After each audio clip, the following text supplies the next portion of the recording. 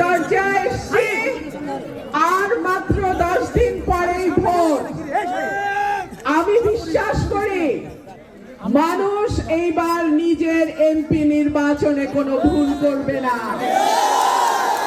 আমরা এমন এমপি নির্বাচিত করতে চাই যে এমপি নির্বাচিত হলে মানুষকে মিথ্যা মামলা দিয়ে হয়রানি করবে না, মানুষের থেকে টাকা নিয়ে মামলায় নাম ঢুকাবে না, বালুর ব্যবসা, অবৈধ মাটির ব্যবসা করবে না।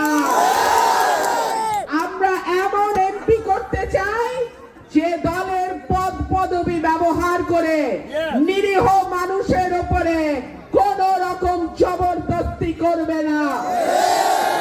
আমরা এমন এমপি চাই যিনি নির্বাচিত হলে সরাইল আশুগঞ্জের মানুষ সর্বপ্রথম গ্যাস পাবে ইনশাআল্লাহ। 11 তারিখ বিকাল থেকে 12 তারিখ ভোট গণনা পর্যন্ত আমার ভাইয়েরা কেউ কেন্দ্র ছাড়বেন না। ফলাফল গণনা হবে, লিখা হবে, সই করবে, তারপরে আপনারা কেন্দ্র ছাড়বেন, তার আগে না।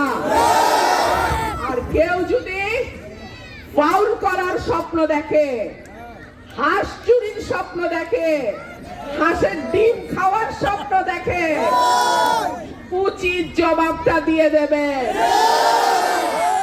এখন থেকে 12 তারিখ পর্যন্ত মার্কা একটাই, জনতার মার্কা একটাই, সরাইল আশুগঞ্জের মার্কা একটাই।